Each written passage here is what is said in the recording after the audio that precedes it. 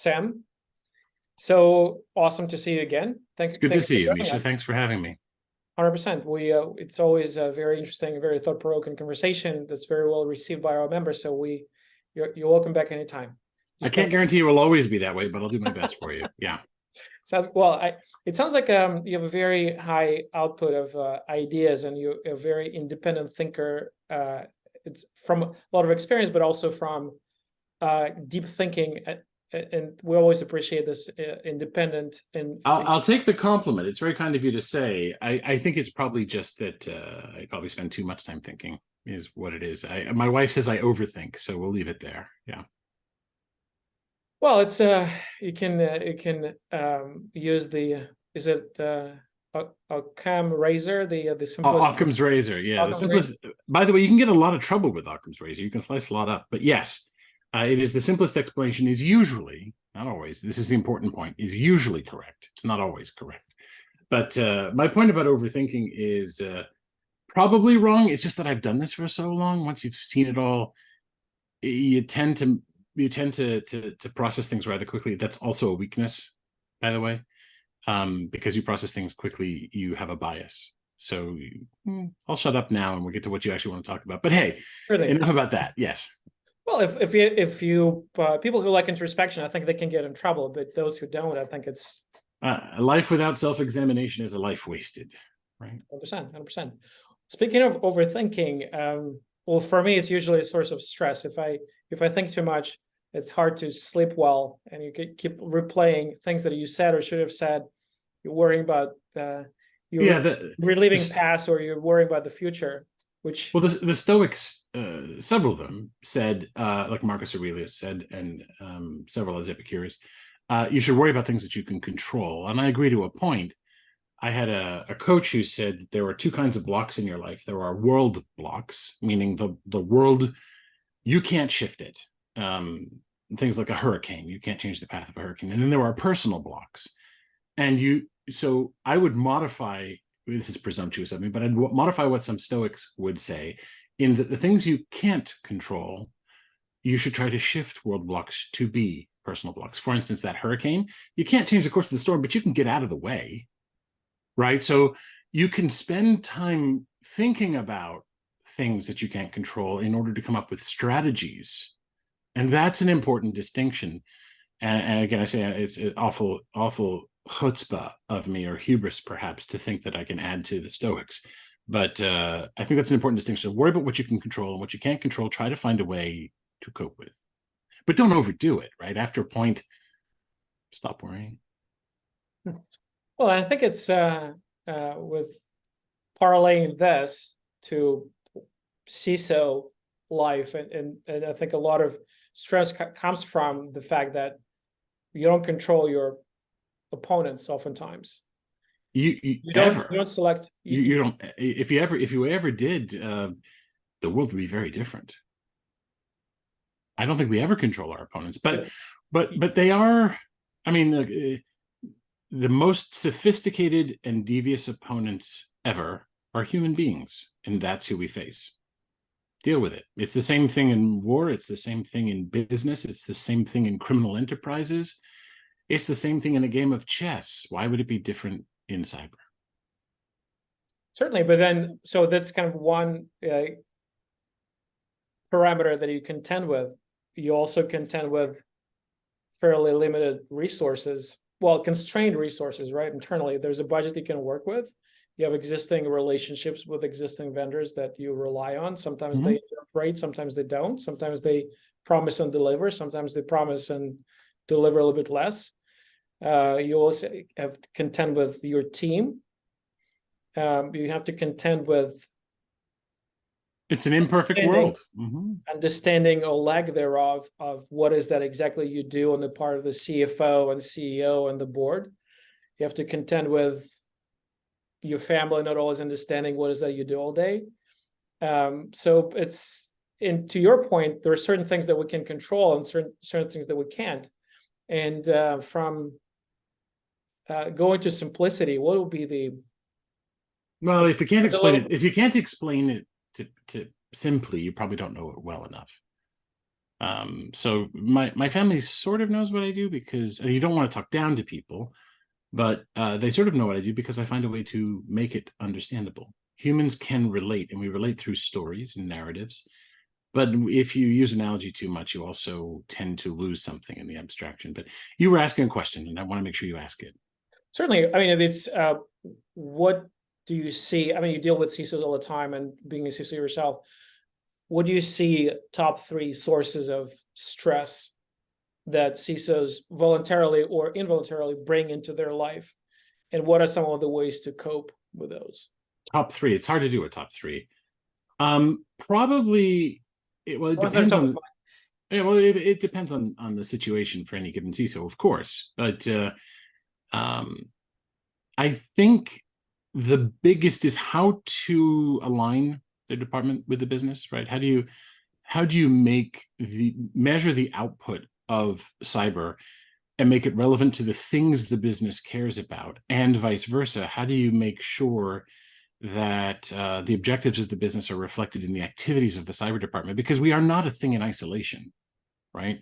And having reached the CISO position, generally speaking, if something like 85% of us came up through the ranks. Others arrive late to the cyber game as general executives. So let's deal with the first one. If you come up through the ranks, how do you bridge and become a business person first, and show that you are a business person first? Because it's not believed by our peers. They expect us to turn up and go risk, risk, risk, risk, risk, right? When really we have to start proving that we are there as business people first, and being the translation layer to the department. I've never seen a security department not get more effective when it realizes that it's not there to reduce risk to zero. It's there to determine the acceptable level of risks with trade-offs for other things in the business. That's really difficult to understand. And I mean, when I say understand, I mean not just to intellectually understand, but to put into practice. And the reverse, which is that the business understands that cyber is a business function, not just a thing happening somewhere deep in the guts of IT. And So is that, and there are other things, because then we start to unpack. So, okay, we start to unpack the actual cyber discipline a bit, and we get to the interface to, let's say, legal, and we get the cloud, and we get some of the hurdles that we're still trying to figure out from a discipline perspective. How do we change the landscape with respect to the opponent? Because the opponent is getting better at a faster rate than defenders are at their craft.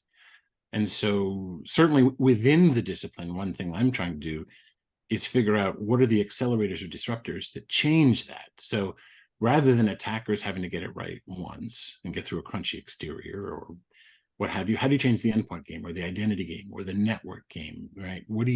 How do we make it so they have to get it right all the time, and even then might fail? And you and I have discussed that in the past as well. So those are really I think the top three. But we don't stay awake at night, for the classic things that salespeople say. What keeps you up at night? I used to answer that and go, my kids keep me up at night, or help me with that. Yeah, exactly.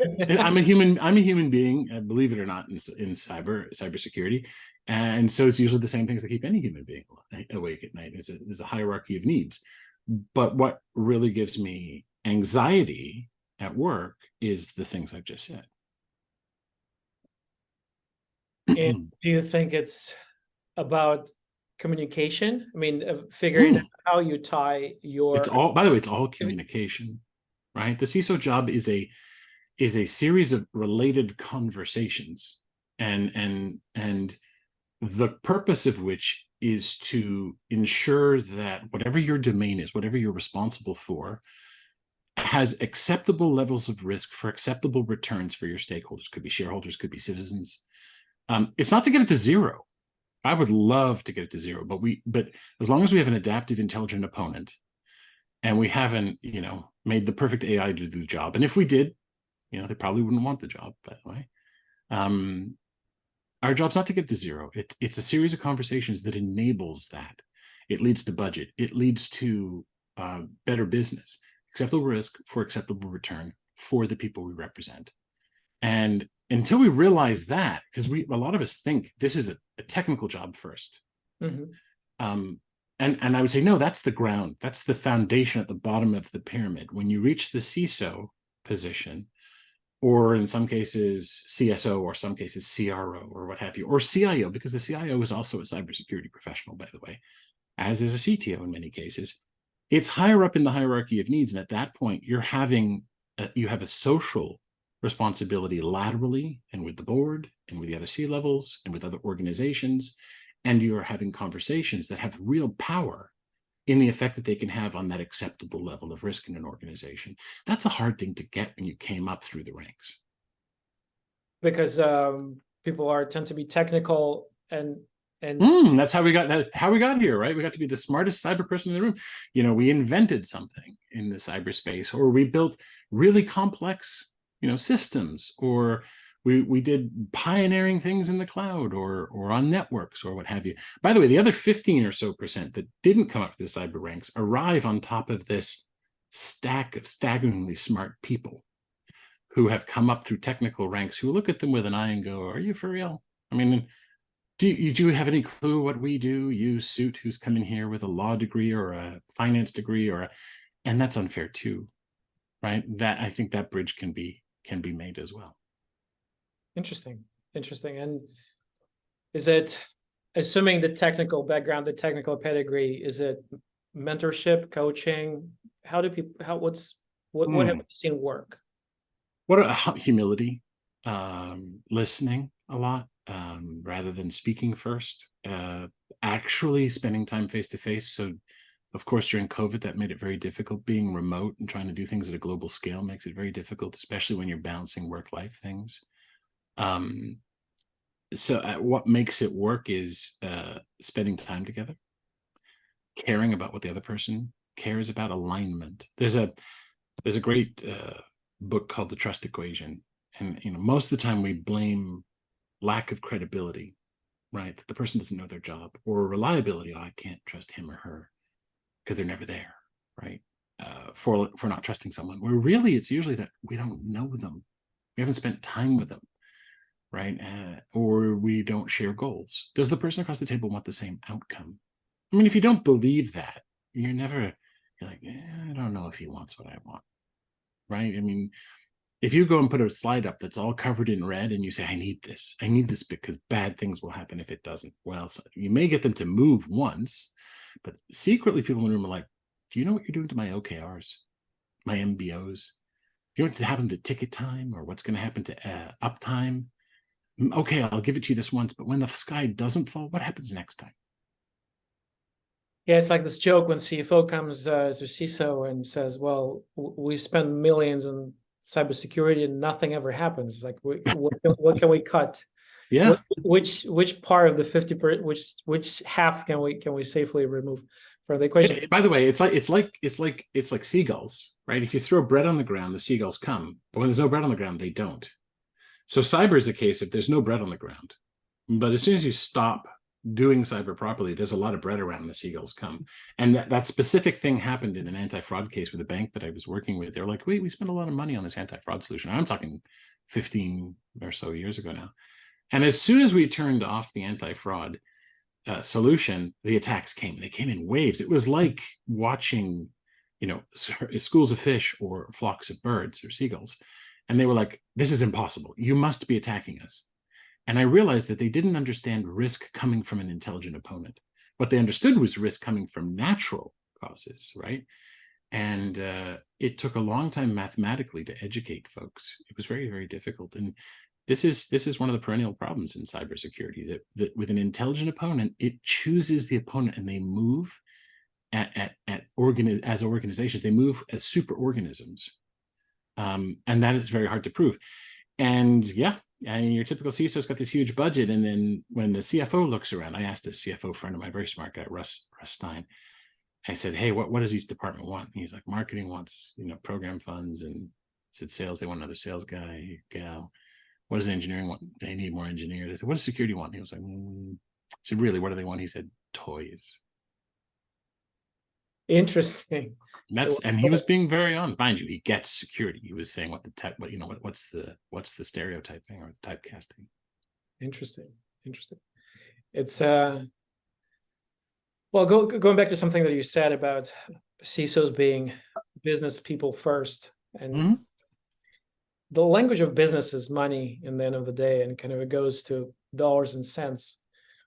Is it really as straightforward as just quantifying risk and putting dollar amounts to, No, or no. is it more product lines, and these are the outcomes that would enable business to this these are the outcomes that would enable our customers to succeed safely?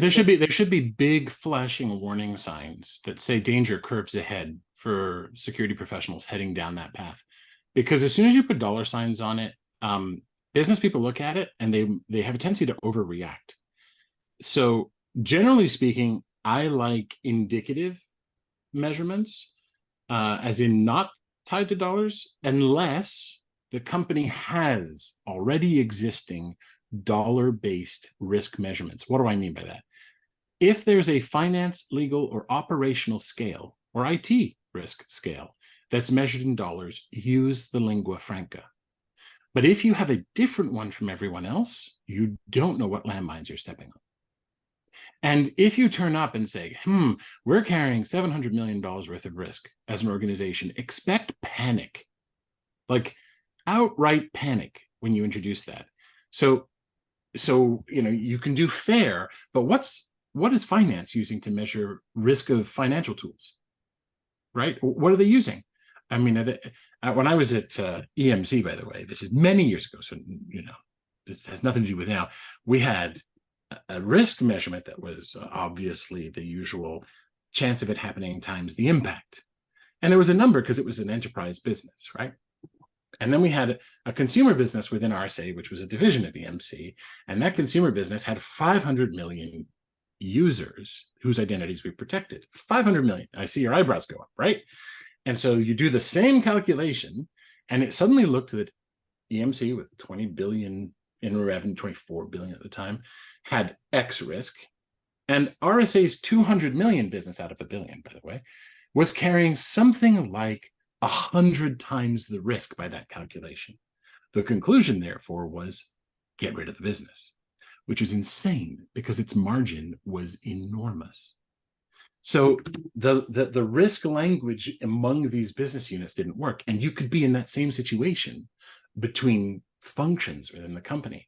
So what does a smart CISO do? They go explore. They go ask questions. They go to the CFO and go, how do you measure risk right now? I'm a risk function.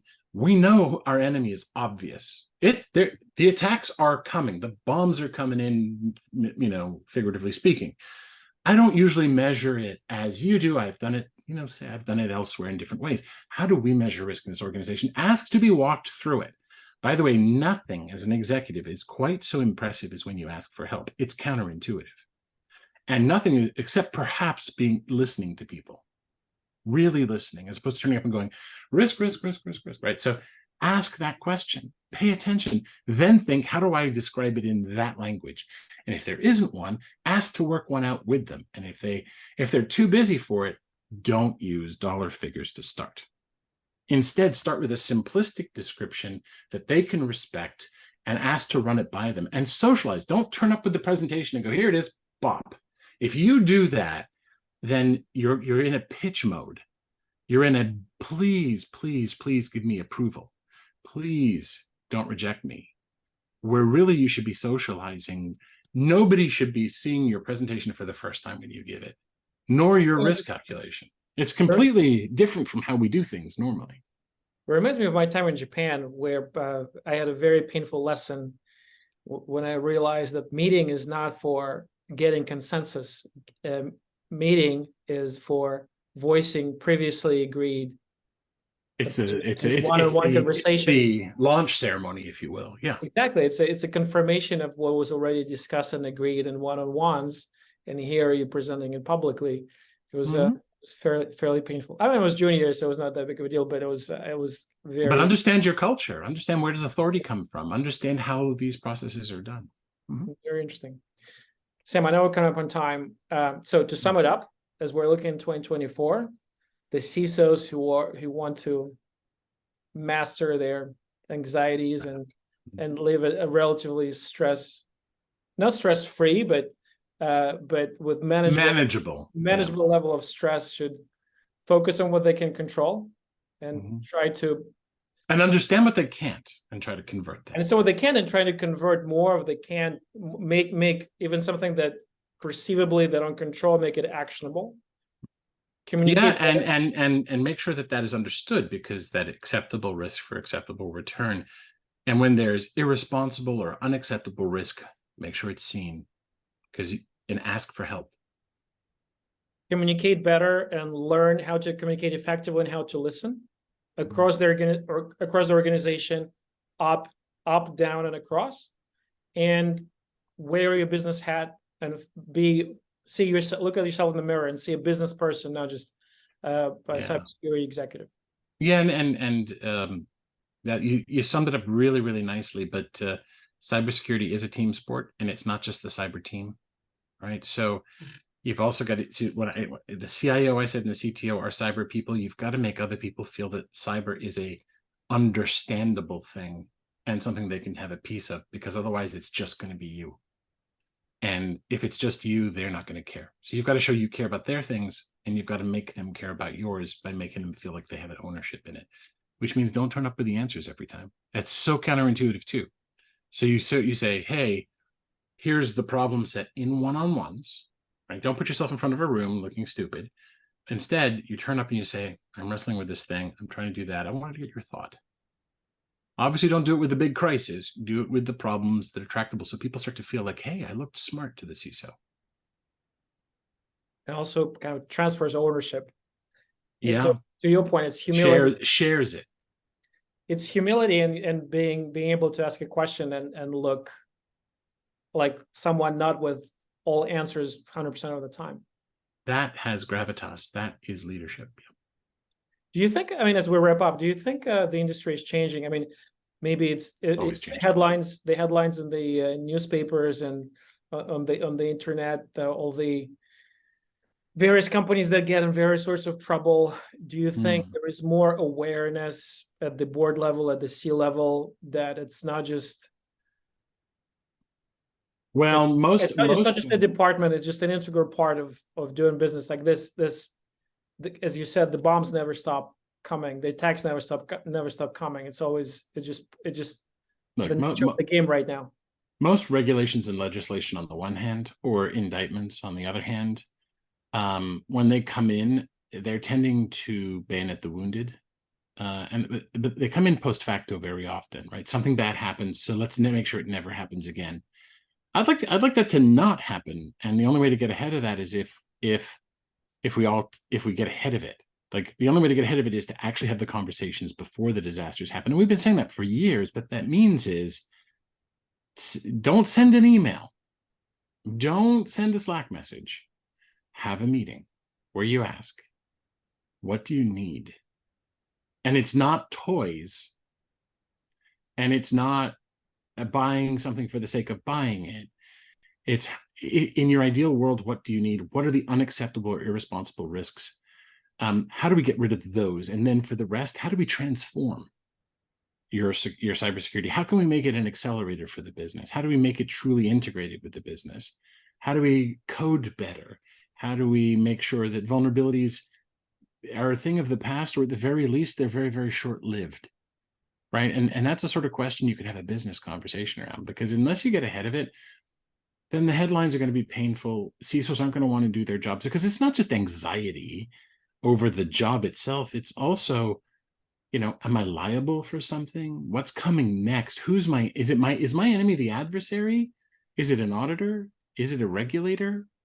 These are questions CISOs ask themselves. All the above. And that shouldn't be happening. There's a lot to unpack there, and maybe if we have time for our next conversation, I'm really curious about how to change the symmetry of attackers being right once and defenders being right all the time. I'm really curious what your thoughts are on that topic, because I think this if implemented, would change the game completely. I have a bunch of answers there, but I personally make career decisions on the basis of being able to tip the scales that way. So I would love that conversation. 100%. Until next time. Thank you so much. Thank you, Misha.